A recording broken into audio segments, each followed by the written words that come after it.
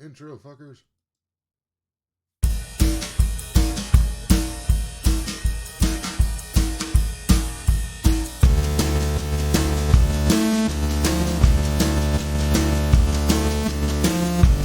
I cannot tell you how long I've been waiting to hear that fucking music, man. Welcome back, guys. It's another episode of fucking Mansplaining with Jake and Dave. I'm Dave. I'm Jake. Hey, guys. Hey, guys. Welcome to the show, Four Guys, Bad Dudes. This is the show where fucking a couple old guys try to give advice to the 22-year-old versions of themselves. And you're like, if you're tuning in for the first time, you're like, all right, what's with the fucking fat guy with the neck brace? Well, I'll tell you what, I used to be way fatter. And I didn't used to wear the neck brace. To anybody who actually watched the show, the last live episode that we did, man, and I didn't even fucking put the audio out because it was only for like, what, 10, 15 minutes or something? Just that. Yeah, Just and that. this was like for over a month ago. And I've been complaining about neck pain, and turns out I had a fucking broken neck. Well, dude, yeah, yeah. That I mean, I remember seeing you that during that, and I was like, you look like you were being electrocuted through your ass.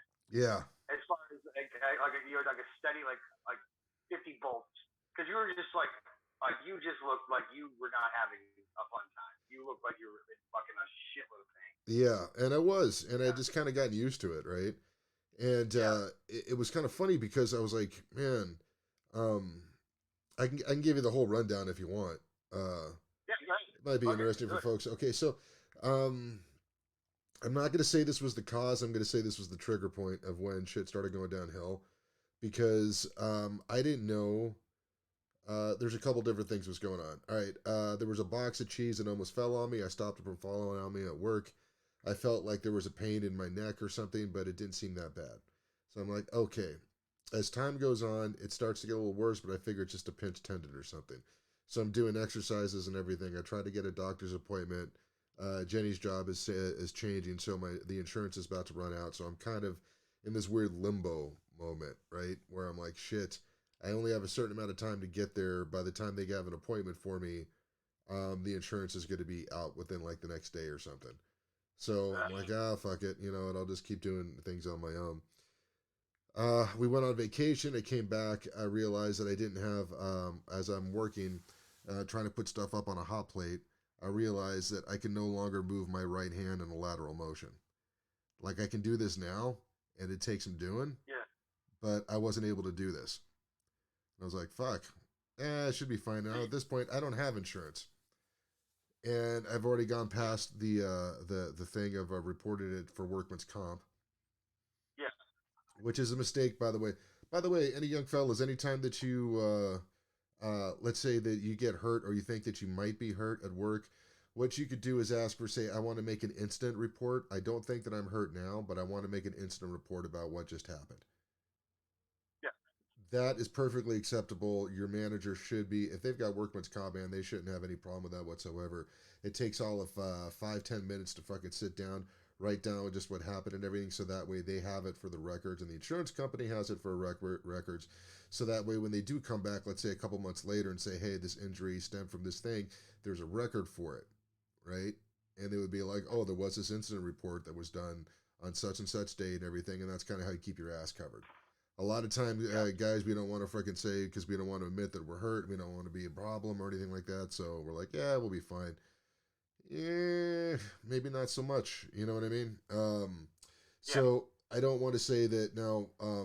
As time went on, I would say late April or mid-April. I think that was when the last episode was. Um, I get home from like I spent a week at work. Like I took a week off because the pain was so intense. I started taking a shitload of kratom to cut the pain level down, so that way it was tolerable, right? Yeah. And it did, and it was working. But I'm also taking like 18 ibuprofens a day, or 18 naproxens and stuff, as well as like 15 kratoms. I was taking a lot of shit, and so Damn. as things are really hurting at work. But I would say by Thursday it starts to feel better, and I feel like I turned a corner.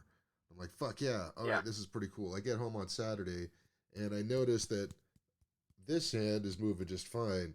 This hand is moving a little kind of slow. And I'm like, that's kind of Yeah. weird. I wake up the next morning, this hand feels numb. This hand still feels fine. So I'm like, well, I think I could still make it to work because I'm a fucking badass. And I get to work, and by the time I leave work, I'm like, yeah, I noticed that my right leg is dragging. I make it to the car. I'm having a hard time just turning the key in my ignition. And I'm like, this is really not so great. What the fuck's going on with this? Um, I get home, I make it home, and I'm like, I should not drive. This is pretty bad. But maybe, I have the next 2 days off. Let me fucking just rest and relax. Maybe that's it. I wake up and I have a hard time walking because I noticed that, like, I could still move these fingers, but these fingers are not moving. They're just kind of curled in. Same with the toes on my Yeah. right foot. So that makes it very difficult to walk unless I force my foot into some slippers or something, right? So I'm like, hey, Yeah. I'm gonna call the doctor and let him know what's going on, the orthopedic place, right? I call them up and they're like, do you smell toast? Okay, do you have any numbness on your Dog face? rescue. Because they're trying to figure out if this is a stroke or not. And I'm like, nope. I Yeah. give them all Yeah. the answers. It's like, all right, we're gonna get you an MRI scheduled for you as quickly as possible. We're gonna see what we can do, Dave, and everything. I need you to take these vitamins, some magnesium, and some other stuff. Please try to help out, and just stay relaxed and everything. I'm like, okay, no problem. So Tuesday, um, they get me scheduled to get in for an MRI. Closest earliest one they get is like 7 p.m. that night, which is try to schedule an MRI. That's actually pretty good. So I was like, all right. So that morning, Jenny's out walking the dogs. I'm out smoking a cigarette, and when I come back in, it drops out of my right hand, and I'm like, all right. So I'm trying to bend down and pick it up. I'm squatting with my legs farther and farther. I finally get to it, and then my legs give out and stop working. And then I just fucking fall back into, onto the floor and stuff. I'm like, all right, Jenny's going to be up here in a second. Relax. Don't worry. Let's wait. Try to move your legs away from the door so she doesn't come in. And so when she walks in, I'm like, all right, don't worry. But I fell down. And of course, she's trying not to freak out. The dogs are like, hey, what's going on? I'm like, get the fuck off me. Yeah. Uh, Yeah. Yeah. I get back up, get back in the chair and everything. I'm like, no, I think I'll be fine. I bent down too far. So later on that evening, man, we get the MRI, and usually the tech isn't going to say anything. You'll leave that for the doctor. As soon as I get out, this was only a half hour or a 20-minute MRI, which I can do those easy. It's the hour long ones that are fucking tough, man. Uh, I've had a few of them. I've had one of those hour long ones. yeah, those are not It fun. fucking yeah, it sucks. If you don't have an issue with being in close spaces, you fucking will after the end of an hour long MRI. So as he's pulling me out, he's like, "Dude, you need to go to the hospital, man." I'm like, okay. He's like, "No, seriously, this is one of the most fucked up necks that I've seen." I'm like, "All right." He's like, "We've already told your wife and everything what was going on, so and we've also called the doctor." And I'm like, "Okay, no problem," because they said like the doctor was like, "I'm gonna call you as soon as we're done, or as soon as you're done with the MRI. They're gonna give me the results and stuff like that, and we'll figure out what's going on with this." So they get me back into the car. It's still really difficult to move, but I could still kind of move around a bit, right? And I'm trying to stay calm. Jenny's trying to stay calm. She's doing a fucking great job of all this because she's been through shit like this before when her mom was sick. You know what I mean? So it's kind of like she switches into a completely different mode and she's like, all right, I'm going to taking care of all this stuff. And I'm like, all right, cool. Yeah. So the doctor calls and I could hear that the doctor, there's tears in her voice where she's like, I know you guys are between insurance right now, but you need to drop what you're doing. You need to go to the hospital. You need to go to the emergency room right now.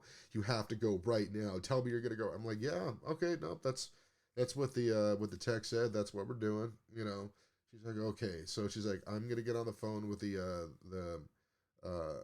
the nurse or whatever, whoever's the head nurse or whoever's in charge of the emergency room. So now we're like at the county hospital in Bannock, I guess. So Yeah. we're waiting there. I'm Yeah. in the ER and stuff, and I'm like, there's a bunch of people here, and I'm like, well, I'm gonna be stuck here for a while. So I'm still in kind of the wheelchair, and then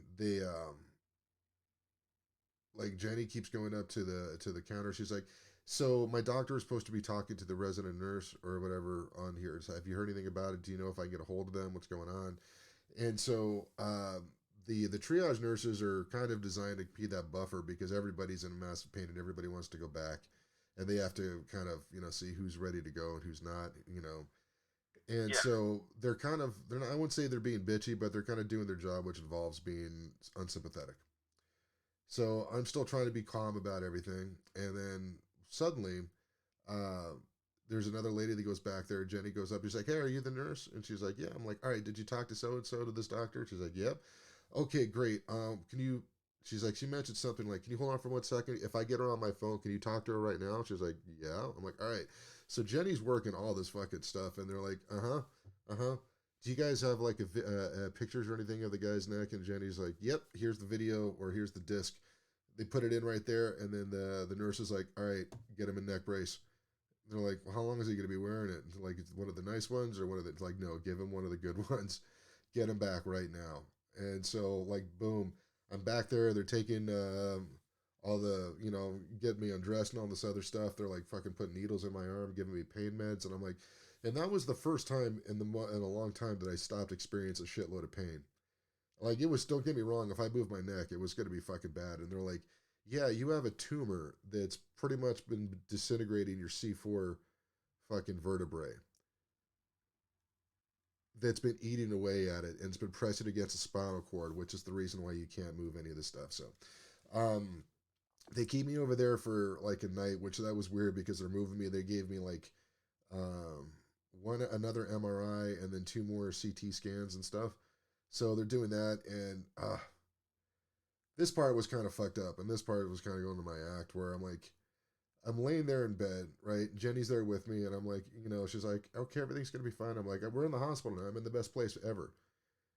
You know what I mean? I've got drugs in my system right now. I'm not in an alleyway. I'm not at home fucking writhing in pain. I'm in a hospital. Okay, I mean, there's nothing else I can do. I might as well just let this shit go and see whatever happens. Yeah. So the young nurse who was like, "Dave, I'm gonna take care of you. I'm gonna make sure that you're not gonna hurt anymore. Okay?" I'm like, "Yeah, okay, I guess. You're fucking seem like in your mid 20s. You seem like you want to do a good job and everything, but I'm like, okay, my wife's right here. I already have somebody who loves me. I just need to make sure that, my pain meds come on time and shit. So, but I appreciated the effort. Then, right at that moment, there was this other dude who's sitting in the room because there's like 4 or 5 of these kids that are in there. Yeah. And he's like, I thought I was supposed to. She's like, "This is my patient. Do you understand?" And like now I realize that I'm in the middle of a conversation that's been going on between these two little fucks for a while now, and I'm like, god damn it. So, like, don't get me wrong, I'm glad they were there to help, but this is definitely like when you go there in the middle of the night, you get the fucking romper room crew versus to the daytime when you have the nurse that's been there for like 30, 40 years, and you can tell there's a stark difference. Like, everybody wants to operate up here, but just because of time and experience, some of them are only operating down here. Yeah. You know what I mean? And it's the same thing. And Oh I'm yeah. like, this is the same like fucking kitchen staff that I got to work with, where everybody wants to be treated like Gordon Ramsay, but they're basically a line cook at this point, and you're like, motherfucker. So that part was really friggin' was kind of crazy. I'm like, well, there's nothing I could do about that now. So like every time they take me to a CT scan, they got to move me off of the bed. Sometimes they do it. They're supposed to do it where there's a little bit of a drop. Sometimes there's a bigger drop than there should be. And so they move me, and I'm like, all right, 1, 2, 3, exhale. And then sometimes it's kind of nice. Other times I feel like I'm in a question mark, and they just bang my neck back onto the fucking Gertie. And I'm like, they're like, "You gonna be all right?" I'm like, "My neck's broken." Like, Yeah. there's really not much I could do. I can't, like, even at one point when they were moving me into the last CT scan, as I'm going in there, my right arm is like drooping down. I'm like, "Please stop, please stop." And they're like, "Can you hold up your right arm?" I'm like, "No, I can't. My right side is fucking paralyzed. I have a broken neck." And they're like, Yeah. Yeah. "Oh, okay. Well, like, okay, I didn't know." I'm like, and it's once again, it's like some fucking little princess in the 20s who's like in her mid 20s, and I'm like, "You're lucky I can't use my right arm, because if I did, I'd be using it to grab your little tiny head and smash you against this fucking CT machine." Because I'm like, this arm doesn't work. Yeah. Okay, well, what do you know? I'm healed, but um, but at the end of the Dude, day, They were just like, okay, Yeah, sorry, we're so sorry, we're so sorry. I'm like, all right, you know what? Still better than being in an alley, you know? Was it hard jacking yeah. off on the other hand? Dude, I got a story about that. Thank you for Dan Resnick for fucking being brave enough to ask the question what was going on. So I just barely was able to squeeze one out like a week ago when I finally was able to get this feeling back in my right hand. Up until then, Okay. it was like I'd look at porn and stuff, and I was like, this doesn't excite me anymore because my body's like, your neck can't take an orgasm right now. Remember, you like to shoot these Yeah. big, huge fucking loads, and you can't do that. So, Yeah. um, I tried doing it, and it was kind of like everything was going great right up until that moment of impact, shall we say. And then my body reminded me that, like, yeah, no, we can't do this. And I'm like, oh, damn it. So you Oh, need yeah, that dude. juice for spinal fluid? Yeah. I have a guy who had to before because I fucked up my right hand. Yeah, Uh, I fucked not anything close to what you're talking about. right. I cut my hand like really bad, like on my knuckle, like 15 stitches. Ooh, Like you could see the joint capsule ugh, that where your knuckle. Yeah, it was that bad.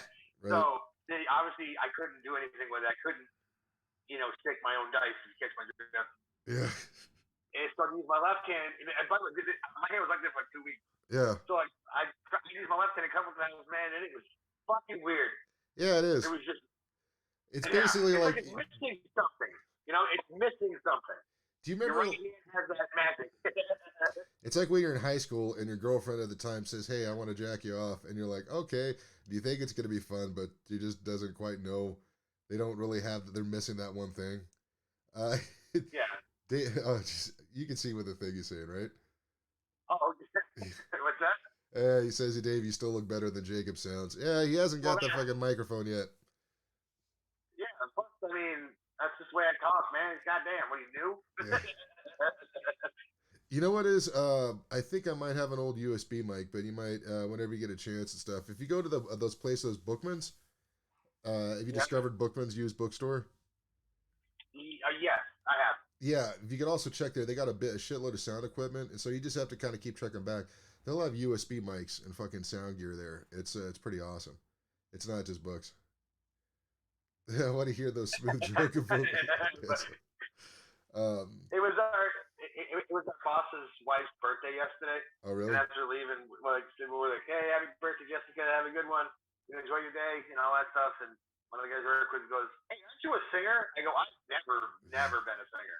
How I don't know dare where you? you got that fucking yeah, never. I sang once in karaoke and someone threw a drink at me, so I was like, because I was so bad. Jeez. So yeah, now I'm good. Okay, so back to your before we got Yeah. before we had to answer these very vital questions about how you jerked off with a broken neck. So, Yeah. Yeah, that so was you're in also the amazing too. Like fucking take that, millennials. Like holy shit, I yeah, showed up to work. yeah, I still jerked off. yeah. There's a lot of things that I did with a broken neck. So I don't want to hear about your fucking personal day and how you just can't even. All right, you little fucks. No. In all fairness, I say that jokingly because had I known my neck was broken back in January, I would have spent Yeah, those last 3 months completely differently than how I did.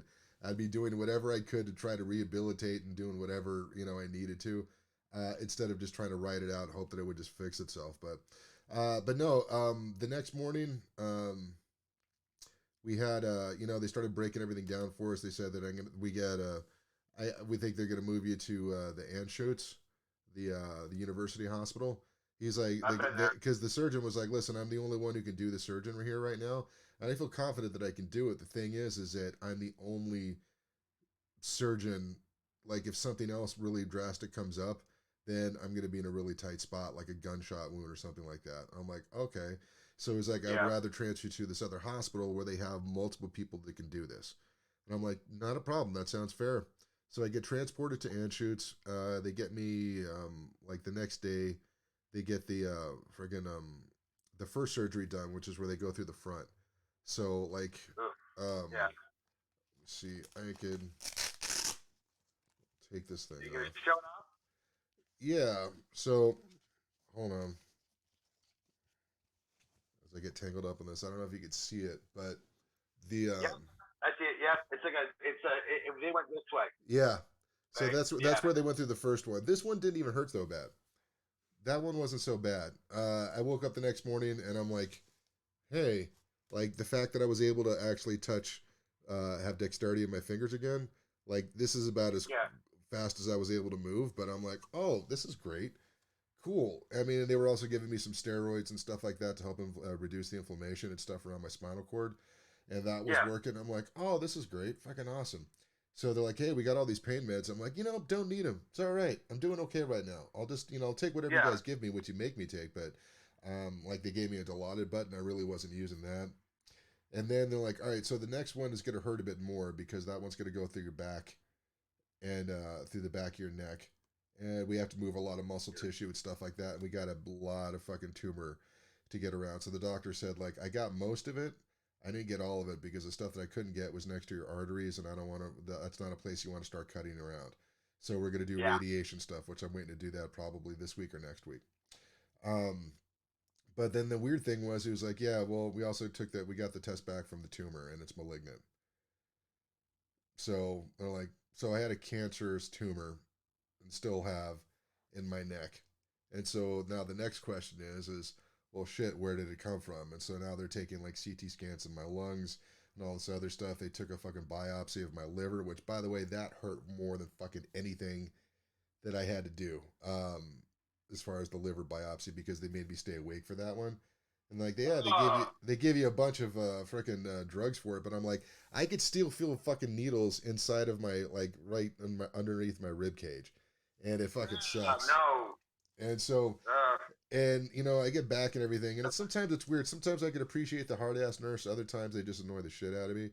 They're like at one point she's like, yeah, I don't see anything where this guy, this guy doesn't have any photos or anything like of a liver. I'm like, yeah, they took some the other day.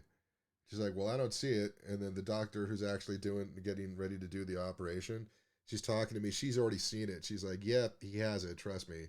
And I'm like, yeah, trust us. Like, I remember seeing this stuff. And she's like, all right. Oh, here it is. I'm like, yeah. You know, Hearing somebody who's like, yeah, they're so confident that they know what's right. I'm like, no, I know you're not fucking right about this. Just fucking, we'll get through it together. So, they do that, and they came back and they said the type of tumor that I have is consistent with something that's going on with my colon or with okay. cancer that's in your colon. So chances are this is either stage 3 or 4 because it's already traveled. So it's still operable. It's still something they could do. There's still shit that they can do. So the way that I see about the whole thing, man, is that had I not had all this shit happen with my neck, because I wasn't sure. They're like, yeah, it says there's a good chance you have colon cancer. And I'm like, have you had any blood in your stool or anything like that? And I'm like, no. And basically, I showed no symptoms whatsoever of any of this stuff. So if it wasn't for Yeah. the neck, I would have never fucking known about any of this other stuff. I would have kept going for another 2 or 3 years and stuff, and then it would have been like way, way too late by then. So, the way that I look at it right now is like, well, this is kind of fortunate if you look at it that way, if you want to look at it that way. So it's been pretty interesting. I've had a lot of nurses who are like, try not to live your whole life the next day because you're gonna go through this emotional roller coaster. And I fucking Yep. have, basically. It's just been going up and down and up and down and up and down. And so, I mean, really what it comes down to is that I don't know. Like, I don't know. I don't know what this means. I don't know what's going to happen. I don't know. All I know is that if they give me some bad news, I know that I'm going to have to work harder to get through it. That's all I Yeah. can do right now. You know what I mean? So that's that because we're trying to figure out, is it stage 3 or is it stage 4? I'm like, well, it doesn't matter which one. If it's stage 4, that just means I'm going to have to fight harder. That's all. Yeah. You know what I Yeah. mean? My sister put up a GoFundMe. Um, because we're like, well, shit, the insurance is about to kick in. It was going to be like when they admitted me. And then somebody says like, if you, Dad told Jenny, if you still have Cobra available and you can somehow swing that, that would be better. And she's like, I think so. And so she's doing a bunch of stuff that she can on her end. Her family's helping out. My sister Teresa puts up the GoFundMe, and I would say within the first week or something like that, it's over like 1,000. and we're like, Yeah. holy shit. And then like the last person, there's the donations have slowed down. It didn't quite hit the goal of 3,200, which is fine. It got to 33,000. It got to 3,050, which is like just Oh, wow. 150 shy. That's Yeah. amazing. There was people who were fucking donating that I haven't heard from since I was in grade school. There's people that from the comedy scene that I didn't even know that I was that close with, that fucking donated, and like thank you guys so much. People that we haven't heard of from a long time, and Yeah. it was a lot of people shared it if they couldn't donate and everything like that. It was just really really humbling, and I'm like, fuck, I got to do a lot more work. You know what I mean? That's what really came through to my head. Is it? I've got so many more fucking jokes I got to write. I've got to get back to work. I got to Yeah. do this because like I don't feel that I was worth all the effort that everybody put into this, which is Yeah. crazy. And one of the things that kind of came out of all this stuff, I want a refund. I thought I was buying a whoopee cushion. Yeah. This fucking guy. Oh my god. No, what was so great about it is like, man, I didn't realize I thought so little of myself. You would think as a stand-up comedian, you would know exactly how little of yourself that you think, but it took something like this where I was like, oh my gosh, like the entire time I'm thinking, like, Jenny, you sure you want to fucking go through all this? Like, and she was Yeah. like, Yeah. Yeah. she was like, why would you ask me that? And I'm like, I don't know, man, but I'm a lucky guy. Yeah. I mean, I'm super fucking lucky is really what it comes down to, dude. Like seriously, you know. Um, holy shit, what do you know? Next album could be called Tumor Reader. Right? That's that is a fucking great awesome. idea if you think about it. You and some fucking like you dressed as fucking Laura Croft. Yeah, exactly. Exactly with the same bullshit accent and stuff. But Yeah. hey, you know what? It's so funny because I've been using Zoom for these meetings for the longest time, and now they want us to upgrade. Otherwise, they're gonna cut us off in like 10 minutes. So, um, What? yeah, I know, right? These fuckers. I might have to start going to a different type of thing. Um, Yeah. I don't know. I'll figure something We'll, out. we'll figure. Yeah, we'll figure it out. Exactly. But yeah, that's the story of what's been going on. Sorry, I've freaking been babbling most of the time here. You can just reconnect for another 45, but yeah. Okay. Oh, Probably word. for the best. um, They're really like the whole breaking the show. yeah, No, exactly. I mean yes, yes, Dando, probably for the best. Right? Uh, no, I mean it was crazy because like anybody who goes through stuff like that, I feel sympathetic towards because not just because of what you got, it's the process of how that happens. Yeah.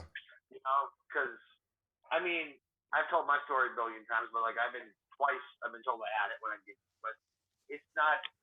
It's being told by a doctor that you have cancer.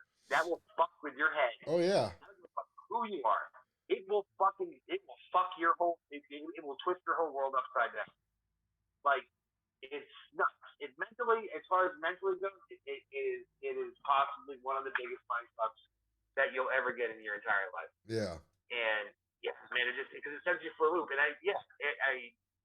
it's nuts. And I'm actually glad that that you totally got like you're optimistic through this. You got the shit that needed to get done like as soon as you could, Yeah. and you had people there that were good at what they did and did their jobs, and helped you out as far as telling you like what's going on.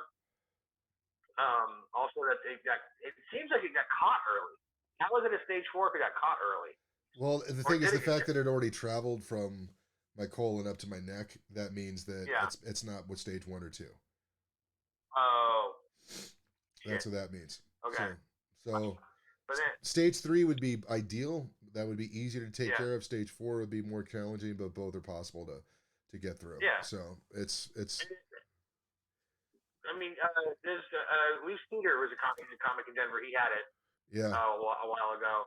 I mean, but like technology's gotten so much better. This is one of those ones that if you get it, it's not like you're completely fucked. Like you're actually got a really high percentage chance of actually like coming through and being all right it's not AIDS because in of the 80s, technology. basically. But that's It's not I AIDS in didn't, the 80s. So or pancreatic cancer. You get pancreatic cancer, you're fucking done. There's yeah. nothing you can do about it. So That you're done. Like there's because you can't get a pancreas transplant. yeah, no. Well, that That's was the one of weird thing is yeah like if it's which I don't know what exactly it is yet. So who knows. But all I yeah know is this is kind of like I haven't been smoking in over a month since I went in.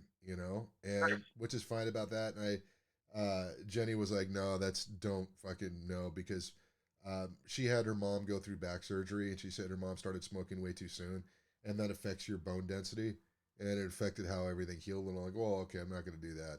And I go, you know what it's thinking yeah about? Because I'm like, well, if it's in my colon, not my lungs, why can't I smoke? That type of shit. And yeah and I go, you know what? It's funny. Like my life is in danger. I'm like, no, I'm gonna give it up. I'm gonna make a change in my life. And yeah if they came back to me and they said like, hey, listen, there's nothing we can do about this cancer. I'm like, all right, well, I'm gonna start smoking again. oh Like, yeah like I'm that's gonna what make this Greenlee valiant did fight, and then like, you know what? No, there's nothing you can do. I'm like, all right, fuck it then. So I'm gonna start yeah doing a bunch of other drugs and shit. But I'm kidding. I'm not. I'm feeling pretty good. Obviously, I got a head start on weight loss by sitting in a fucking hospital bed for fucking 2 or 3 weeks. yep I dropped. I was dropping weight before even I went in there because of the kratom, and I was like at 350, 355. When I left the hospital, I was at 318. No, 310. Now I gained some of that wow back, but still, that yeah 45 pounds is a lot. So I was like, all right, well, let me not fucking go crazy with everything. yeah But now, holy shit, we made it to the half hour just fine. That's fucking awesome.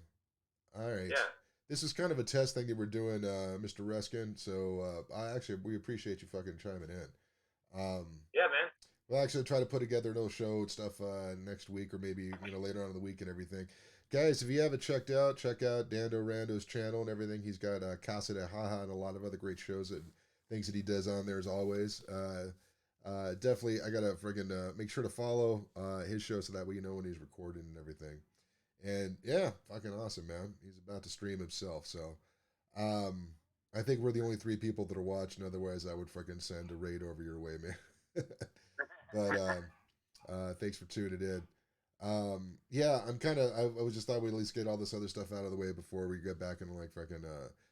Next week, we promise we'll talk about Johnny Depp and Amber Heard, and other crazy shit that's going on in the world and everything. So yeah, I mean, but we'll do that. I'm not saying we should.